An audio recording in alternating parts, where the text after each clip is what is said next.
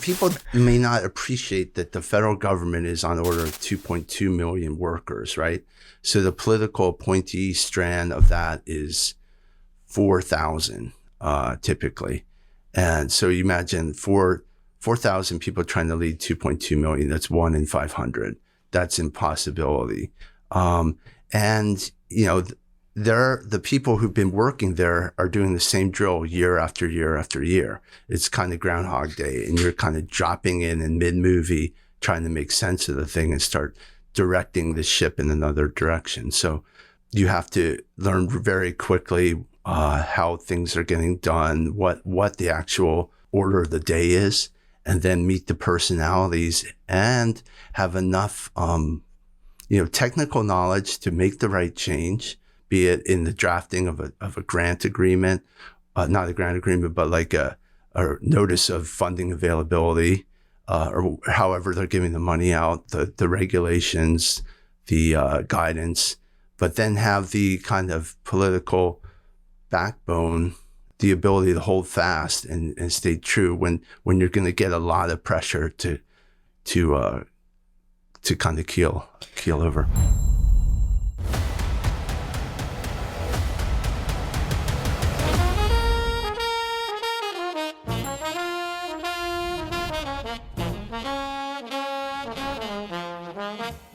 Howdy, everyone, and welcome back to Moment of Truth, the podcast of American Moment. My name is Saurabh Sharma. I'm the president of American Moment, and I'm joined by Nick Solheim, the COO of American Moment, who is continually looking more and more like an old leprechaun.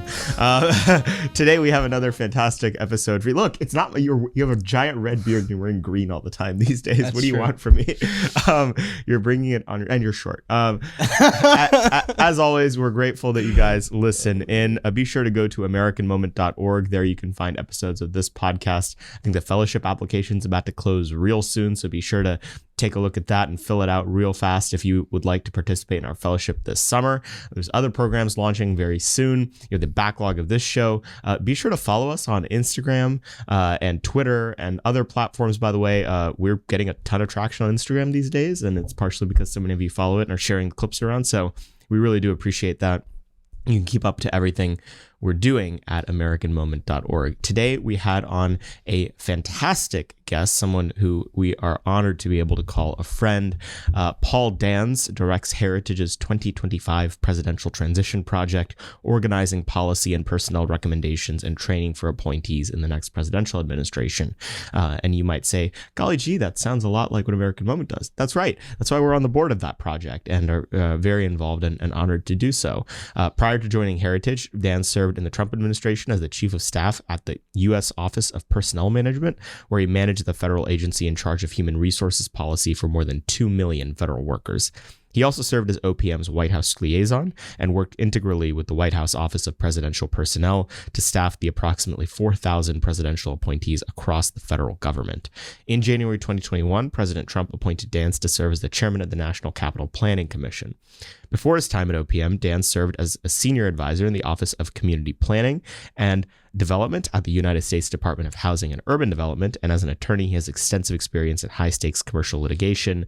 His 20 years of practice include work at several large international law firms in New York City from 1997 to 2012, prior to founding his own law firm.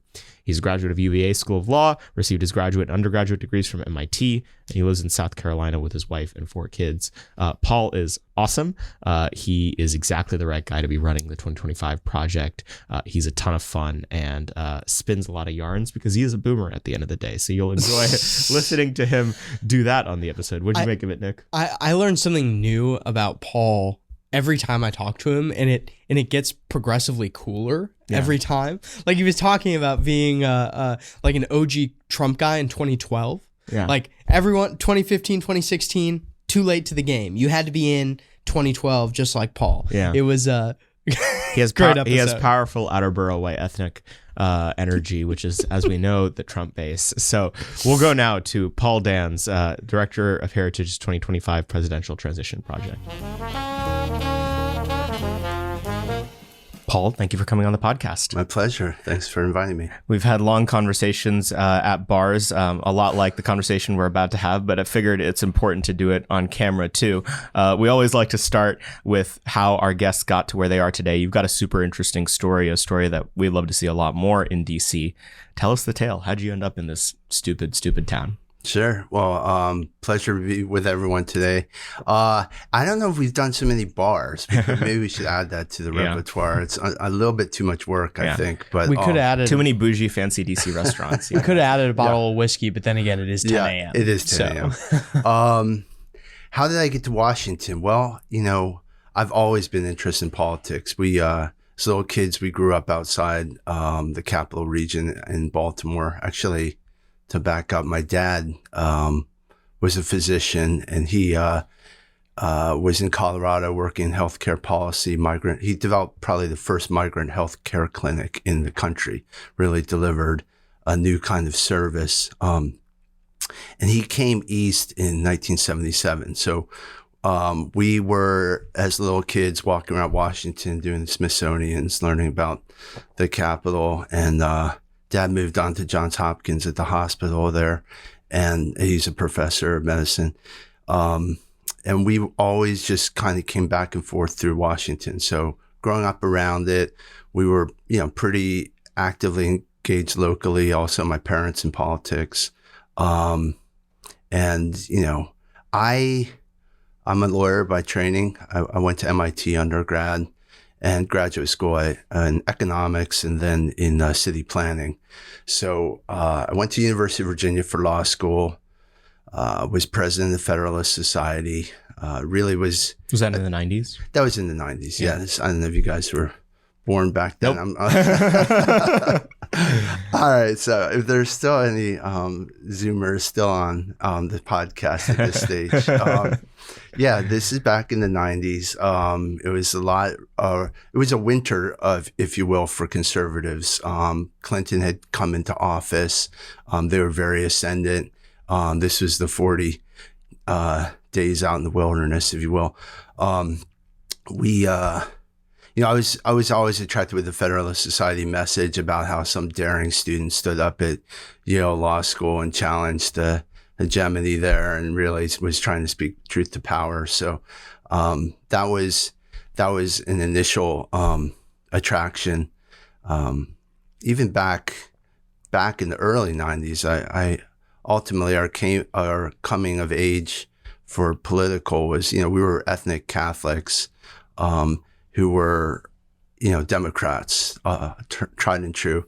My grandparents were probably the first breakaway Goldwater Republicans. I come from a pure-blooded, deplorable mix. My parents were the first to go to college in their families. My grandfather was a merchant marine at sea for 40 years. And my mom's family's all French, Canadian mill workers from Rhode Island. So, they had basically come up through the JFK, Kennedy-esque, ask not what your country can do for you, but what you can do for your country. And they came to Washington very bright-eyed and optimistic. And that was a real, point in American history where I think we really could hopefully one day get back to that kind of excitement. And that's why I'm hoping, things like American Moment can help bring us there. So they were, of all things, in the U.S. government. That was their first jobs. My dad was going to be drafted into Vietnam, but was brought into the public health service. So he's a uniformed officer and worked in infectious disease up in NIH. And my mom was a chemist, and she had gone to Trinity College. So they were introduced by their parish priest here in Washington and got married. So we, as little kids growing up and coming back, we were out in Colorado and then came east, and we had heard about mom and dad growing up in Washington. It was always kind of like wonder years to come here. So I've always, for better or for worse, had a positive association of Washington, of what it could be. Yeah. And, how did I ultimately get here? Well, I was, like I said, I was president of the Federalist Society in Virginia, and kind of made a decision. I'm going cold turkey on the politics. Been knee deep in debt. In those days, us students, we had to pay for our own college, and we also had to pay for our own debt. And there was no kind of gifting from Uncle Joe. So, faced with that reality, it was kind of pack off to the big firms in New York and get your nose to the grindstone. So I went and did commercial litigation in New York off and on for about the last 20 years in big firms. Gotcha. And so you were working, I think, in your own firm that you had founded, and then President Trump gets elected. Did you immediately try to come to DC? What happened? Yeah, I've been in these big firms, and we'll get in, I understand a little later on about the nature of big firm practice and kind of the challenges for being a conservative or even libertarian lawyer, for that matter. Anyone interested in our basic freedoms and rights. I had worked on big cases, Chevron Ecuador. For those who know, I was the one who came up with the idea to go after the documentary outtakes that unravel the huge fraud against Chevron, and in particular our clients who were Chevron attorneys who were basically being pilloried with false accusations. We managed to get the outtakes from a documentary movie that was kind of a Michael Moore sort of production. Well, not by Michael Moore, but the notion was to put pressure on the company to settle.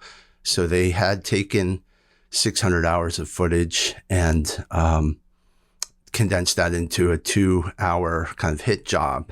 And the notion was what's in the other 598 hours. And this was at the height, or the nadir, if you will, nadir of reality television, where everyone was taking a camera crew wherever they went.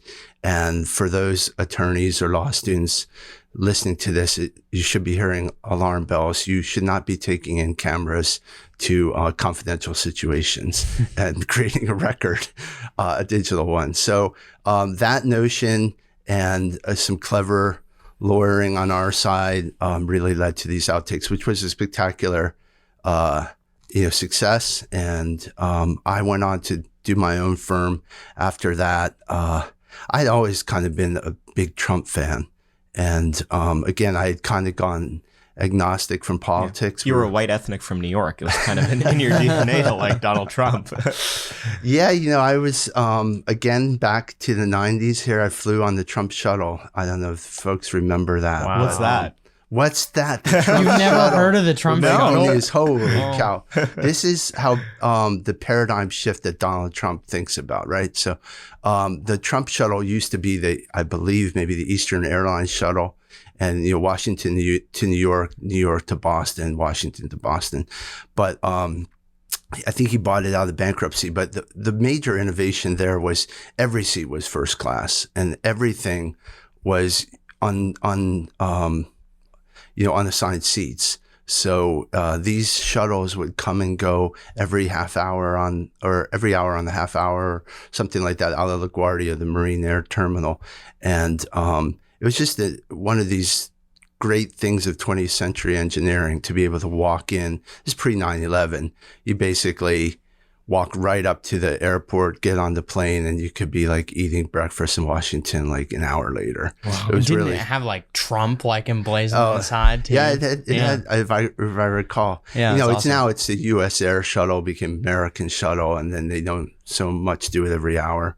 But these were in the days when they were competing. So the Trump, he was doing a lot of big things. I think, not in addition to the buildings and the real glassy sort of things he'd pull off. But yeah, my grandparents grew up in New York. Like I said, my dad was born there, and they saw the decline of it. And to see someone like Trump come back with this can-do spirit, start building on the skyline again, we were New York Post readers.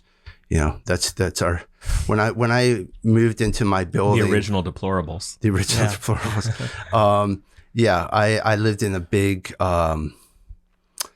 apartment building on the Upper West Side, and maybe 160 units. And I think they'd get about 3 copies of the Post a day there. 2 for, maybe 1 for another neighbor, 1 for me, and 1 for the doorman. That tells you. Yeah. Yeah. But yeah, I saw Trump coming. I was actually a Trump guy probably back in 2011, if you will. I was rooting for him. I had some serious academic questioning about the birthplace of a former president, if you will. So Trump, if you go back, he was good on this question. He forced the issue. It looked like he was going to be running for president in 2012. So we were all with bated breath when he went up to New Hampshire to make a big announcement. But it wasn't the announcement we hoped for. Yeah. So yeah, I was excited to see him run in 15, and it's like I always thought that he was going to be somewhat tethered with his number one show, but people couldn't. I worked on presidential campaigns in the closing days on what's called the Republican National Lawyers Association. So I'd been out there in 2004 in Ohio, 2008 in Philadelphia, 2012 in New Hampshire. And with each iteration, I just saw us, losing the vote. There was no passion in people. People didn't have a reason for voting, irrespective of what they might be told for issue was on their side. And we were hungry for a candidate who could really speak to Americans. So I thought, Donald Trump delivered on that score.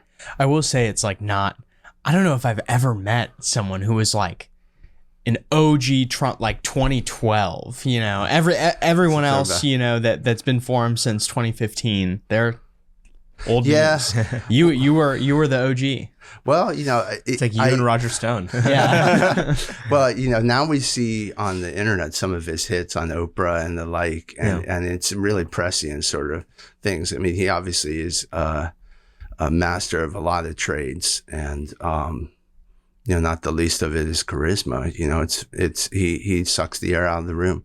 So that's what we needed. I mean, we really needed someone who could lay it on straight for people, who had respect for the common man, but could also see what was going on in these upper echelons of New York society and finance. And it's a rare breed to find in someone. So yeah, I was excited to see him. I never was a huge Apprentice fan, but that's really, I just tried to wean myself from TV. Yeah. So yeah, get off the TV for those folks. So if you're you're still on it. A high-powered lawyer who is an OG Trump fan, clearly very smart and willing to serve. It has to have been super easy for you to just get into a super high role of the administration, right? Tell us the story of how exactly that happened. Well, that really leads to it. Saurabh's probably bringing in why I'm doing what I'm doing, but you would have thought that I'd kind of have a glide path in. I had the credentials, I had the experience. I had worked with the Republican National Lawyers Association. I had FedSoc connections. But I was a New Yorker, and the president's a New Yorker too. So you should be marching right in. Maybe in retrospect, I should have just marched right in on Fifth Avenue, but I was a little hesitant on that score. But finding the way into the admin was, for a political newcomer and outsider, extremely difficult to ferret out. The majority of the people were in shock after the election. And it was kind of hard to say who was actually doing the preparations for the new administration. I had been, I think it's fair to say it's off the record, so I will keep all identities nameless. But the Federalist Society, I was on the steering committee of the New York Lawyers chapter. So this is kind of in a pretty rarefied group of partners, and they have federal judges from time to time and important media personalities and the like, and they will have a debate and then a dinner that's kind of off the record, and they kind of gone around the table. This was in January 2016, and said, okay, well, for the upcoming Republican primaries, tell us who you like and then who you think is going to win. So it's this big U-shaped table, maybe 40 people, kind of like a big U. And we're going down. This is at the Women's National Republican Club at 51st and Fifth Avenue. It's a very august place, with portraitures and candlelight and people staring down with kind of gray hair and candelabras and all that. And we're going out of the room and people are like, I like Jeb. I like Marco. I like Jeb. I like, it's like, and it's coming close to me. I'm like, geez, no one's even said Trump yet. And we're like 7 blocks down from the man's house. We're in New York and he's the leading candidate at this stage. I'm like, and I'm one of the younger people in the room, if you will. So it got to me and I was like, well, I like Trump and I think he's going to win. And I like him because I'm sick of losing, How many things got thrown at you? It was definitely kind of like, ooh, a lot of faces. And, I kind of spoke my piece on that and people were kind of a little on Twitter.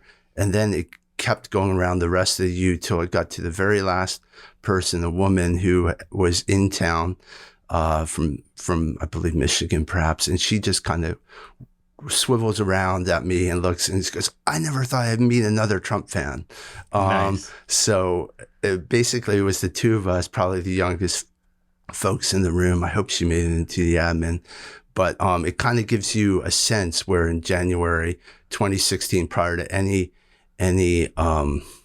caucus or primary, where kind of the intelligentsia on the conservative side sat. Mm-hmm. And so it was a big, for them, I felt like they woke up to Christmas morning on the morning of November 9th there.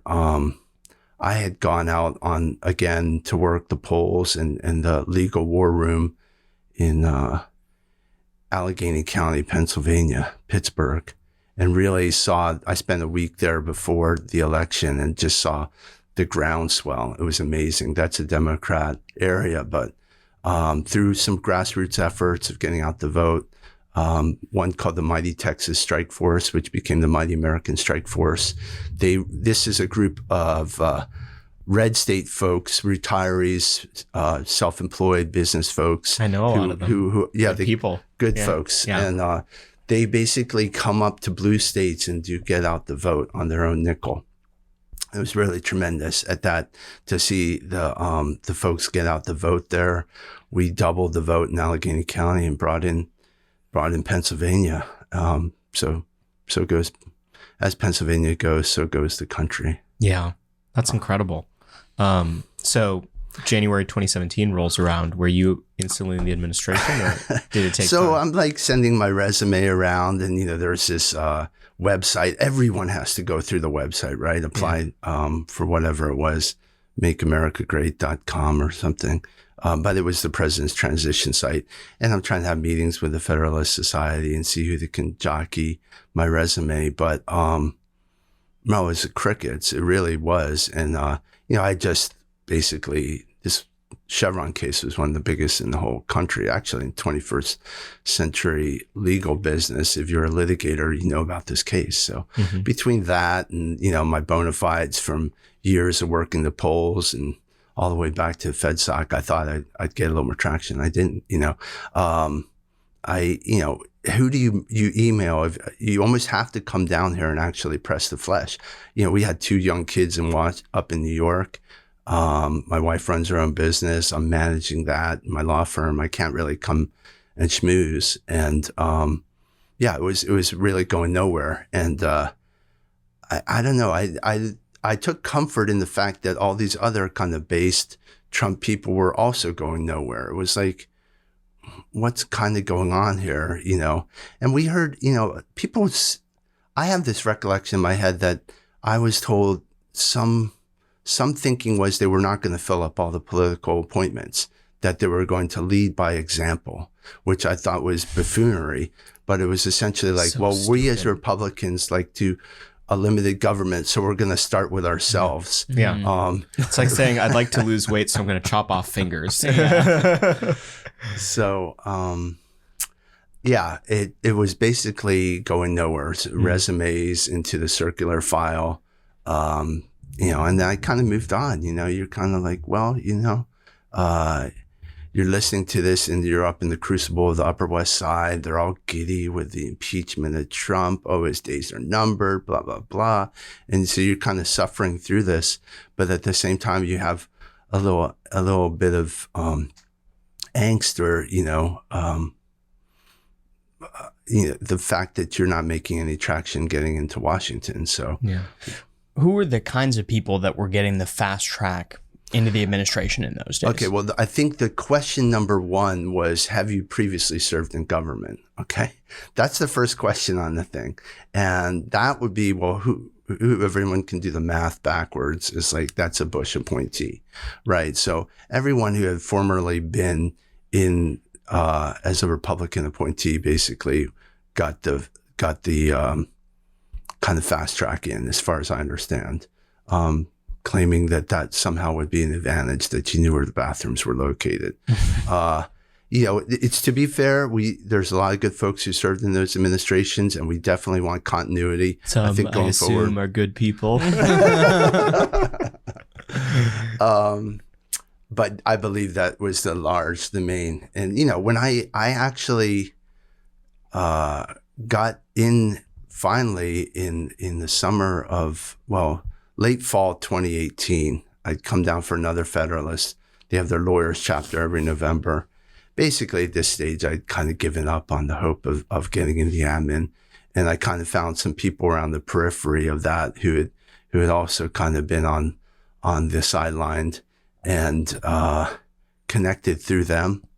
Next thing I know, I met a guy, James Bacon, who would Patriot go on to be one of the youngest, chief operating officers of PPO, the Presidential Personnel Office. But James was then a lowly college student.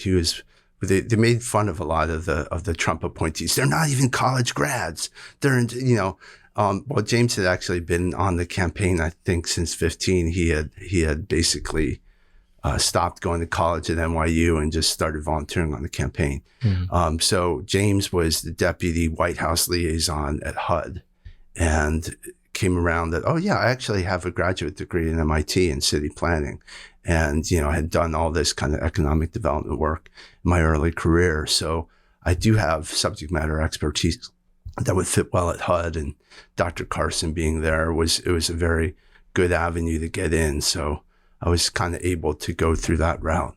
What role did you end up in?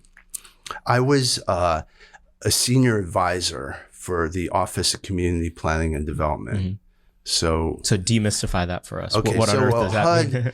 I didn't realize, and this is a lot what we hope to get in our project, is like, you don't realize that the federal government is just an avalanche of money shooting out of various agencies, right? So it's like kind of trying to tame the spew of money and direct it in the right way is what you're doing when you get to an agency. Mm-hmm. A place like HUD is... The hose is on, you just have to point it in the right direction. Yeah, and hopefully cut it back over time as much as you can.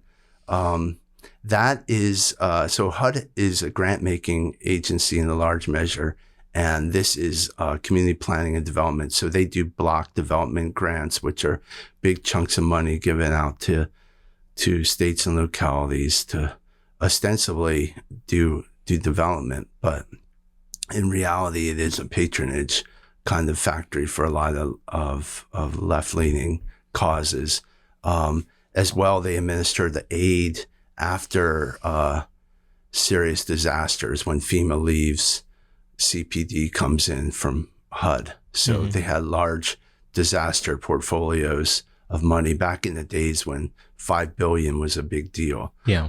So we were administering aid for Puerto Rico and various other storms still down in Florida. This was interesting to kind of get in there and see.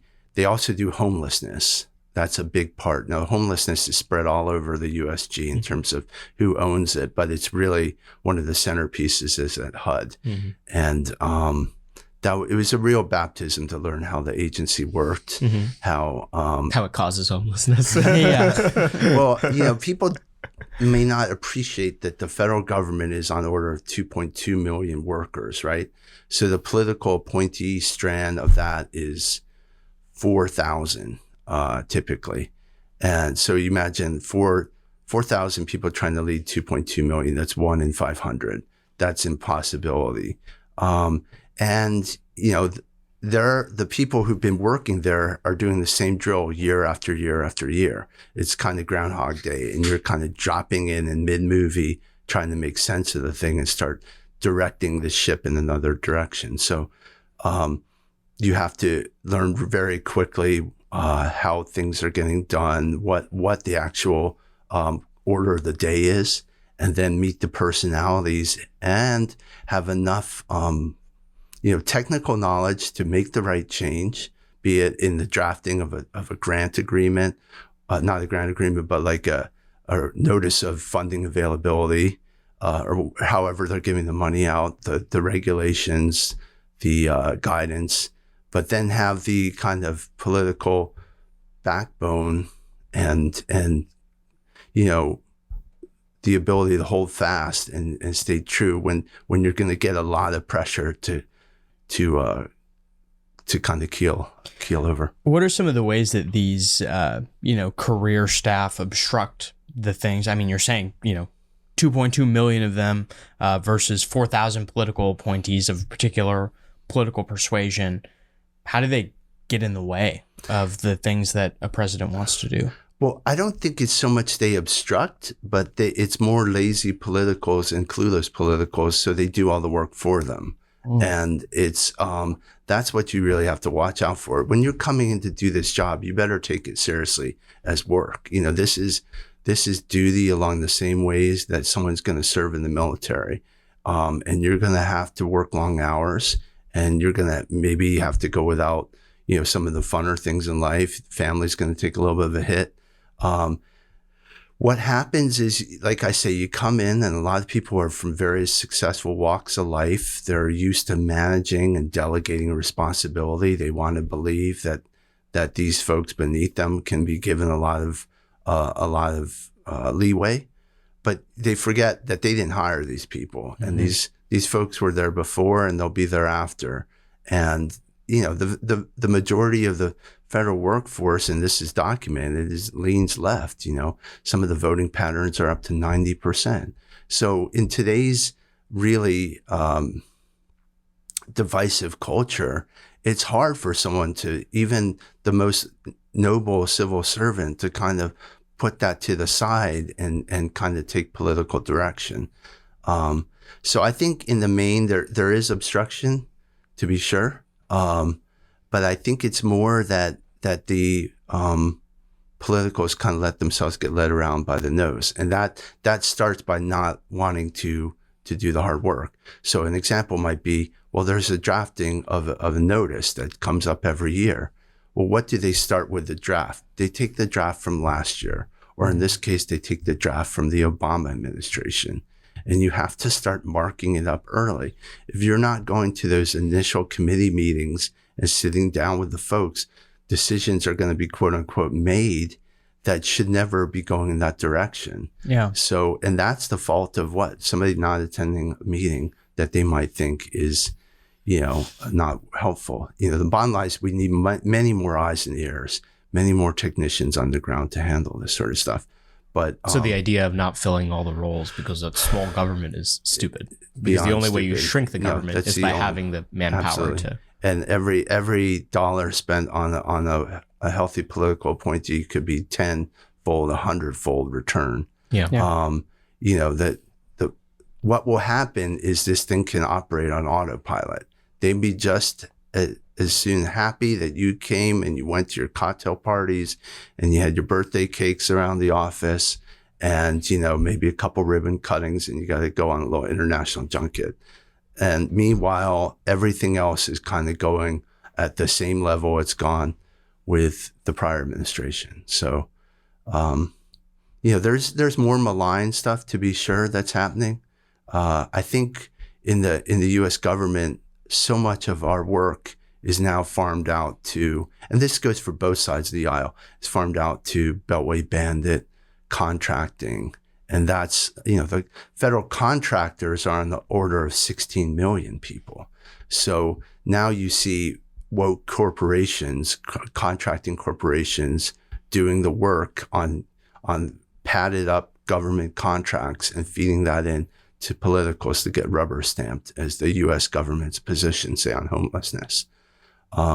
So that to deconstruct this whole thing is going to take a lot of work, but it's going to, number one, take very talented people ready to come in and serve. You were part of helping make that happen in the next job that you had in the administration. Tell us what you did at the Office of Personnel Management. So I had done about 6 months there at HUD, and I was working on California homelessness.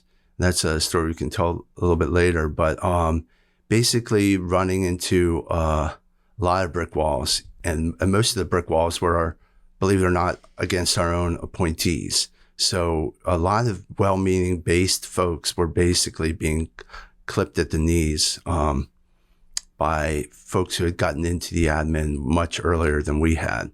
I was getting pretty dispirited about this. I was pretty close to leaving, and I'd kind of been told, hey, you can go work on faith-based initiatives. And faith-based initiatives, not at any means to knock it, but in certain, that's like putting someone out to pasture. Yeah. Unfortunately, that's kind of like, oh, hey, you believe something? Why don't you go do the faith-based initiatives? And the awful thing is that they should be front and center. But, in this kind of world of the government, even in the administration, they give you a nebulous title and a job that doesn't have any real reporting requirement, and then your great ideas never get greenlit. Mm-hmm. So that's a recipe for.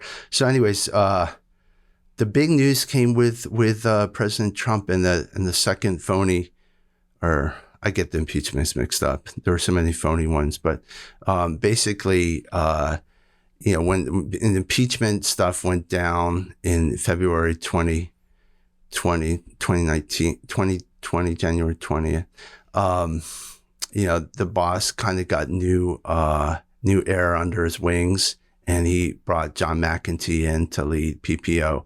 And soon thereafter, James Bacon, my friend from HUD, was brought into PPO. So they had asked me, hey, would you consider leaving and going to a different agency? And I actually felt like, hey, no, I really want to dig into HUD. This is what I do. But I let go of that. I said, yeah, tell me where you need me. And they said, well, there's a job, White House liaison at the Office of Personnel Management. And I was like, Office of Personnel Management. Okay, sure. Then I hung up the phone and I Googled Office of Personnel Management. And I go, whew, yeah, good. It's not the boring one. That's OMB. I'm getting mixed up. No, and that's for all my OMB friends there. But yeah, I'm kind of being jocular about it. But, Office of Personnel Management is the HR essentially agency for the federal government, and that superintends the 2.2 million federal workforce, as well as kind of being the first among equals for the White House liaisons for political hiring.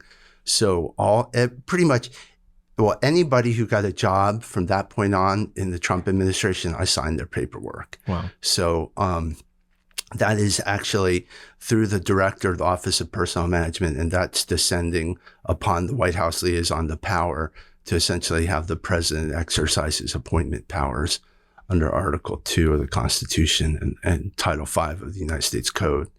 So it's a big job, and if it's not run properly, it can really gum up the works.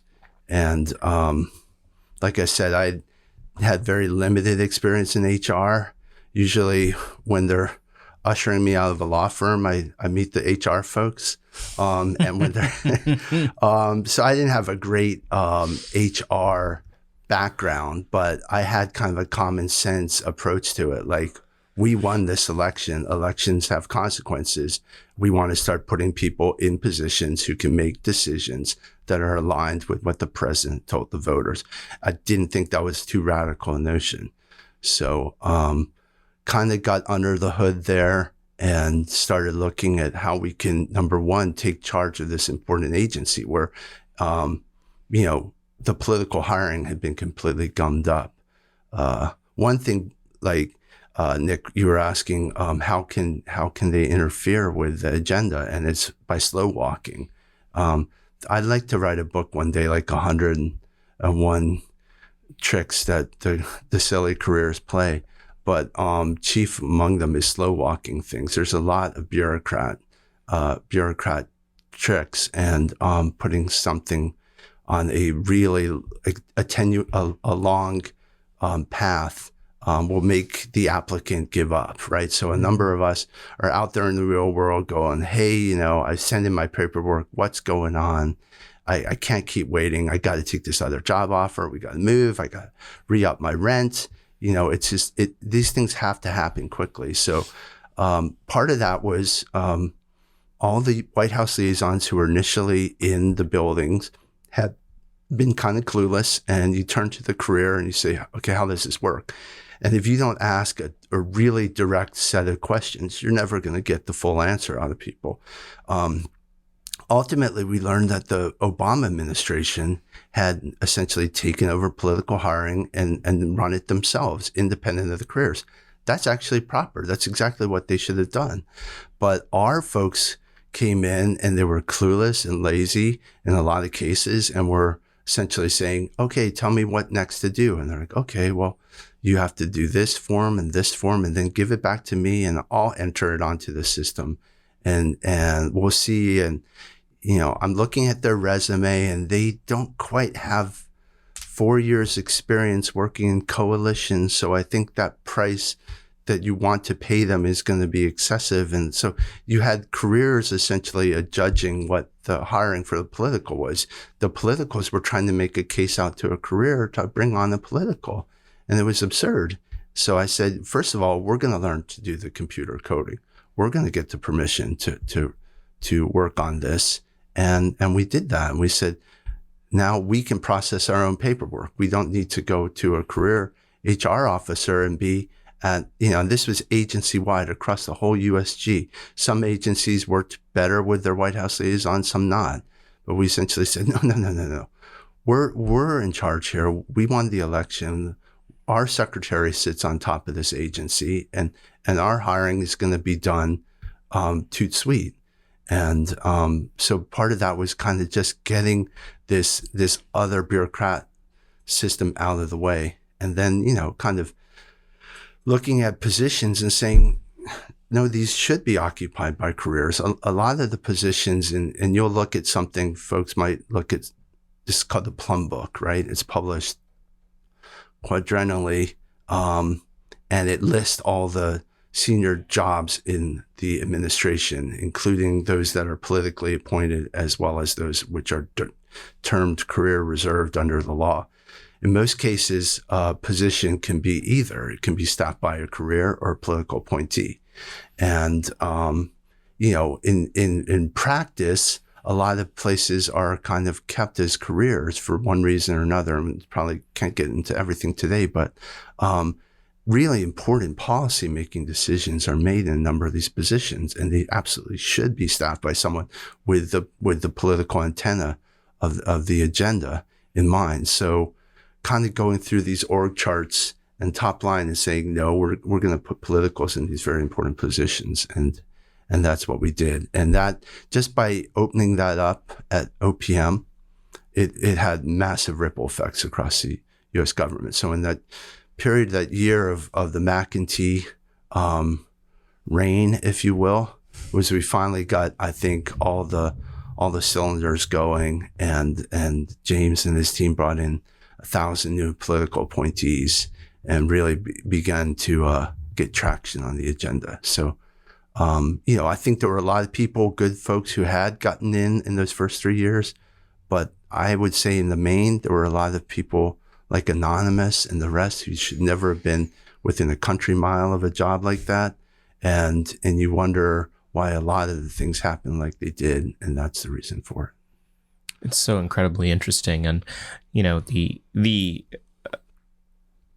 the thing that keeps me up at night so frequently is like, what if you guys had another term? I mean, you guys could have changed everything. And Well, there is another election coming up. well, that's what I hear. There's still time. And it also shows, that repository of knowledge that was built up in that team in the last year at PPO and OPM needs to continue doing what they were doing even when we're out of power, and thankfully that's happening. And there's people like Troop Hemingway's got his operation. James is around helping with stuff. Everyone is still very engaged in this, and you in many cases chief amongst them. What are you doing now at the Heritage Foundation? What crazy operation do they have you running there, and what's the hope for it? Well, big hope, and American Moment's part of it. After the admin, I went home kind of in this Cincinnatus sort of spirit, returned to the farm. Yeah. Our farm being in Fort Mill, South Carolina, in a subdivision. But it was really focused on the family, if you will. And we were expecting number 4 at the time, but like I said to my appointees when we were leaving, it's like, we're God, country, and family. And now's the time to go put a little more emphasis on the God and family part of that. But we'll be back for the country thing. So, we have to always remember as conservatives why we're even doing this in the first place. I got a call to, from a PPO colleague of mine saying, that Heritage was, leading an effort. They wanted to really start preparing for the next presidential administration. Kevin Roberts came to the helm, and it's really been amazing to see the changes and the new mission of Heritage, and it's a reinvigoration of its old mission, and it was really great to start working with the people in the building too, and kind of like everyone's now focused on 2025. But what Kevin fundamentally said was, this can't be a Heritage thing. This has to be a movement-wide thing. Heritage is the big sibling, right? And we're going on our 50th anniversary. And what we have are resources, and we have convening power. And convening power means that, we have a lot of contacts all over the conservative sphere. And what we can do is bring people together in a meeting. So what we did was, they asked me to kind of envision how we could best prepare for my short stint in the government. And really my point is, we have to bring new people in. We have to bring new blood to Washington. We have to start telling people ahead of time, come to Washington, and we need to tell them this is the job in Washington. This is how it works. And we want to tell them also how this is essentially our code of beliefs. And you have to be pretty well aligned with these. If you're not, don't kid yourself, and don't waste anyone's time, because we're here to do an agenda. We're not here to burnish our resumes and get to the next perch at your corporate law firm. Yeah. So we also needed a battle plan. So what we did was we formed out Project 2025, which is now a coalition of 50 of the leading conservative groups. And we have come together and built what we call a 4-pillar plan. This has never really been done in our movement, to come together as a group of kind of the leading conservative thinkers and organizations and plan well in advance, 2 years plus to prepare.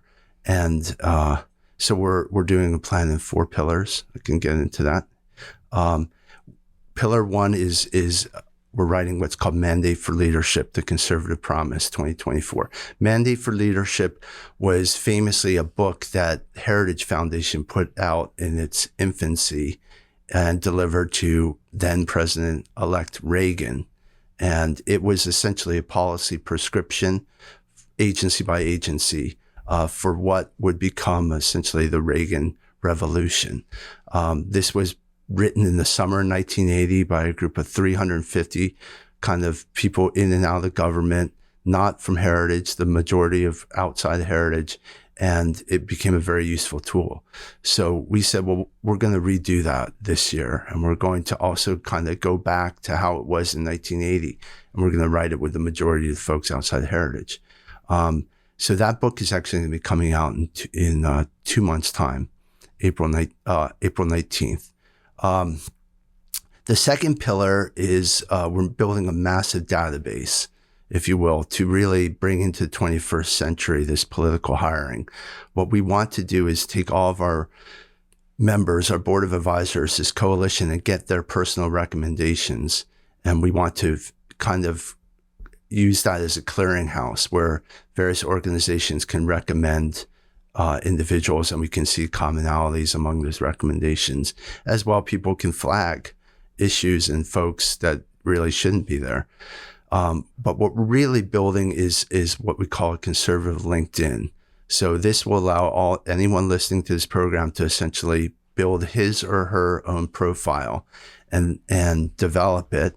And, you'll upload your resume and your social media and take, kind of some diagnostic on your political leanings as well, your background, and amplify your case why you would like a job. You can indicate where you want to work and what your skill set is. And we're going to be able to say, this is the central place. You don't have to send your resume around anymore. You don't have to worry about it. You can ask somebody to put in a recommendation, and they'll send the recommendation in to Project 2025, and we'll be able to see all this coming to one place. Eventually, we'll be able to make recommendations to the incoming administration through their transition team and say, this is a team that would work really well at the Department of Labor. So we're going to take these profiles and match them up, if you will, to almost an electronic organization chart and pull up various profiles of people for consideration. Third, the folks in those profiles, we're going to ask them to take online courses. This is pillar 3. It's our Presidential Administration Academy. So this is for people who have served and people who have never been in government. Some of the rudimentary, this is how the agency functions, or this is how you can get a job. This is the process of filling out a security clearance. This is what suitability means, to here's how you work effectively with career officials. And this is your endpoint in a policy to get policy interagency made up. We'll be getting more active, higher level people like general counsel school or like a CFO school. And later on in 2024, we'll have conferences. So it's really to teach people what they're going to be doing in government. Then the fourth prong is what we call our playbook. And that's really getting people together to start drafting the first 180 days of work. So agencies are at root lawmaking bodies, for better or for worse, through regulations.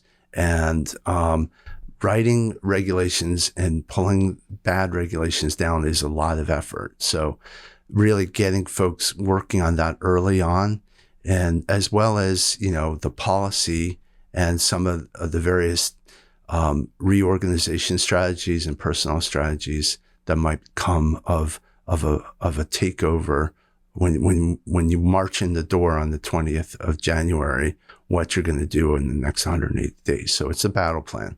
So at the end of the day, we're going to have a group of folks in our database who are aligned, in our database of Pillar 2, who are aligned with the book in Pillar 1, the precepts in that, who've completed some of the coursework in Pillar 3, and who maybe have even gone to start working on some of the drafting of legislation and regulations that they may be working on when they get in the door on January 20th. So that's our integrated plan. It's fascinating that you're the person running something like this, because you're exactly the kind of person who should be running something like this. I mean, you experienced a whole set of challenges in the last year of the administration and have been able to hopefully build up this project to directly respond to some of those issues. I'd be curious, small examples, even medium examples, just practically speaking, if you had something like this last time, what would it have enabled you guys to do inside the administration that's now possible? Well, thank you. I mean, I feel like Here's the weird thing in life I'm realizing as I get older, and particularly in Washington, it's like you keep thinking to yourself, no, someone's got this, right? This is really important. They're gonna. One of the adults has a plan, right?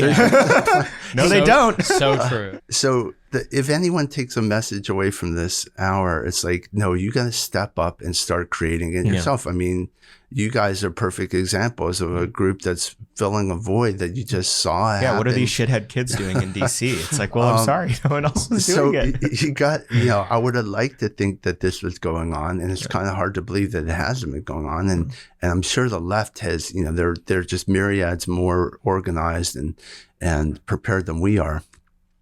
That said, if we had some of this, I think obviously I might have gone to work a lot earlier in the Trump admin, but I think the Trump admin hopefully would have been. President Trump and the group accomplished so much in spite of so much headwinds, but had there been a little bit more of a plan, I think you would have seen some of the initial missteps potentially would have been avoided.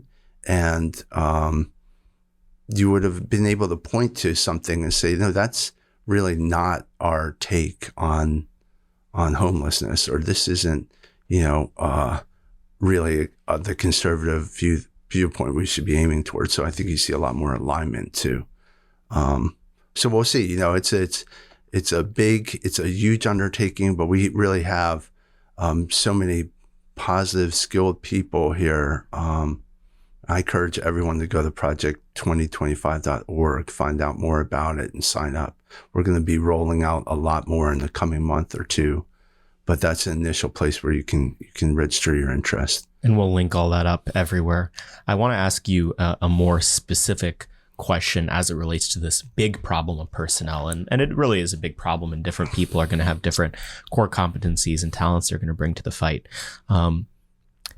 The conservative lawyer, the Republican lawyer, whatever you want to call it, is kind of a tough nut to crack at this point.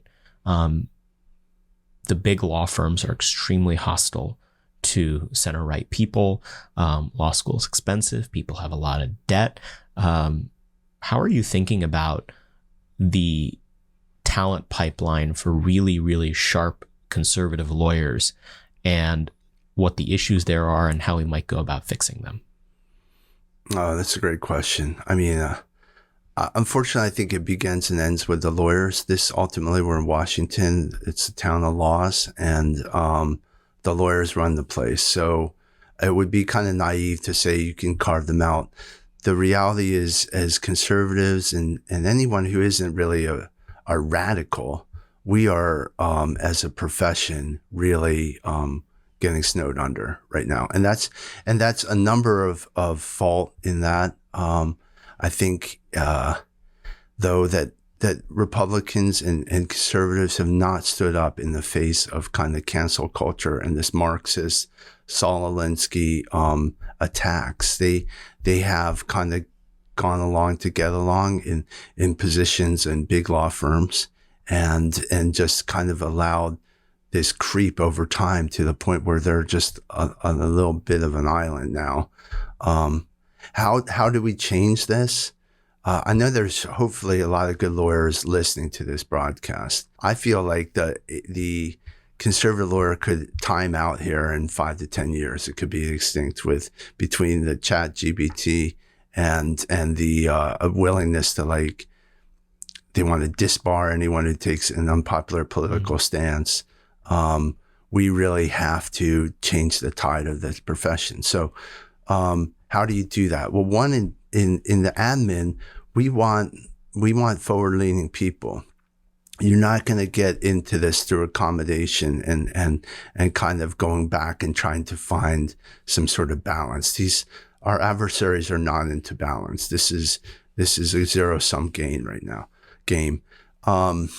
So we need forward-leaning people. I think what do you look for in that? You look for people who've actually invested a lot of their own sweat into campaigns, into political activity, into issue-oriented stuff. People who volunteer, to be your school board solicitor, who are active in kind of local politics. And this is really radical what you're saying, because the theory of the conservative legal movement for the past 40 years has been the exact opposite. Yeah. Is pick people who are a complete cipher with no paper trail, no record, and make them the leaders of our movement. You're saying that that's been a mistake. Well, yeah, I think exalting credentials, and as someone who has pretty good credentials, I carved myself out from that. No. I would say, the problem are good people. The reality is that you get to these higher echelons and you're unwilling to take a stand because, whether your kids are in a school and people are looking askance, and, it's tough. And private school for three kids and a Mercedes is expensive. Yeah. And the ecosystem here relies on continual regeneration, regardless of who's in office. So you'll have people come in, get these nice perches, DOJ, whatever, blah, blah, blah. And they won't take a stand because they want to go back to their old perch or go to a higher place. So that doesn't help us as a movement. What would help us would be more forward-leaning people from, who've been out there in the trenches in the other 50 states. This is very translatable set of skills, advocacy. You can't come in like a bull in a china shop, but at the same time, you can be more mission-oriented and, a little bit like, I'm going back home when this ends, so you'll be willing to kind of go out a little bit more on a limb. So I think that that's important. I really encourage attorneys anywhere to get involved in their local bars.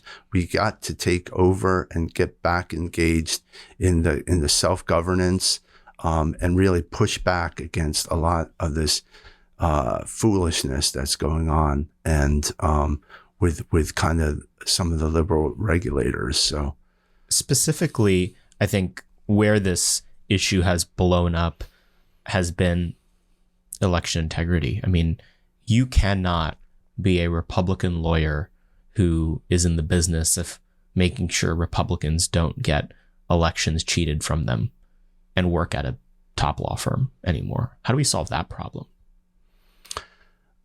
That's a $64,000 question. I really do think that some of these big firms have some anti-competitive behavior, quite honestly, and you'll see that in 2020. I think there needs to be some investigation of that work.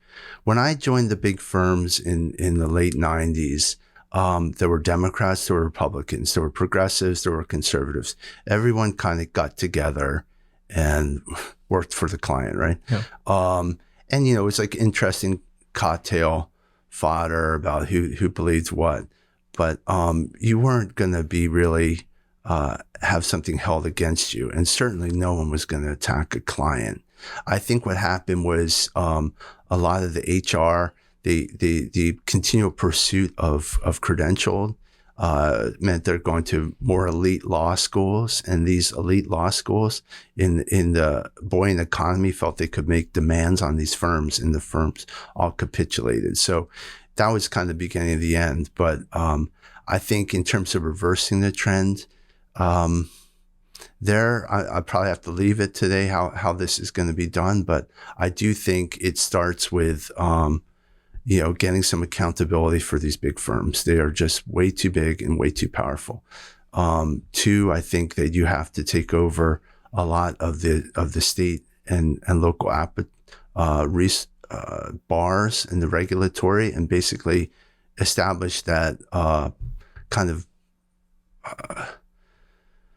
political ideology is not an adequate basis to discriminate against folks when it comes to like operation of their jobs. Now, I know that could be seen both ways. That's something open to debate, but in certain realms, it just can't be, or at least it shouldn't be able to be weighed. And then, for election lawyering, yes, it's tough. It's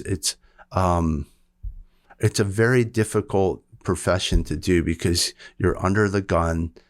You have no basis like power in terms of subpoena to get at answers. So you're digging for a quick investigation to try to get something into court after the election. The real work is before the election. So people have to rethink how they're doing this work, and that starts, with getting the right people in the Secretaries of State's offices, right people into political parties, right people into the national parties as well.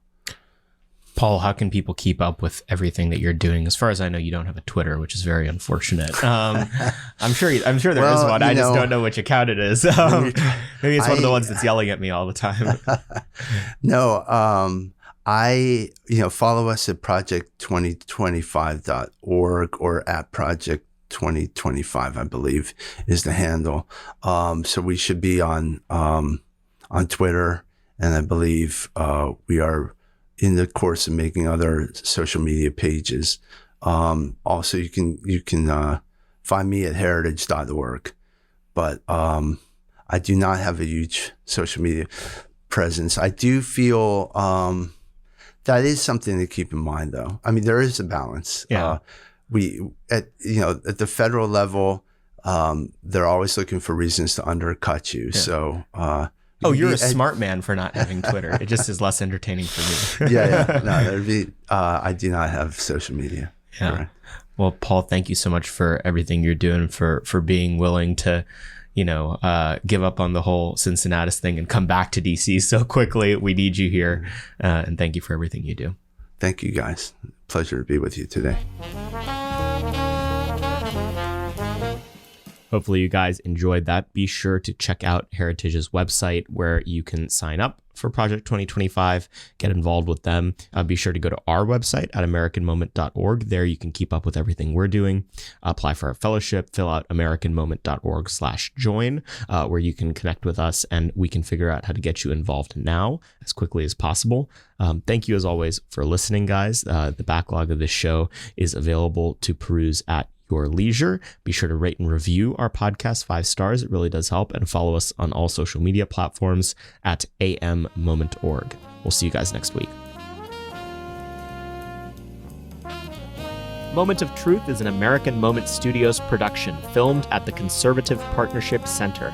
Our podcast is produced and edited by Jake Mercier and Jared Cummings. Our intro music is A Minor Struggle by Ryan Serenich. Don't forget to like and subscribe on all platforms, and you can go to americanmoment.org to learn more.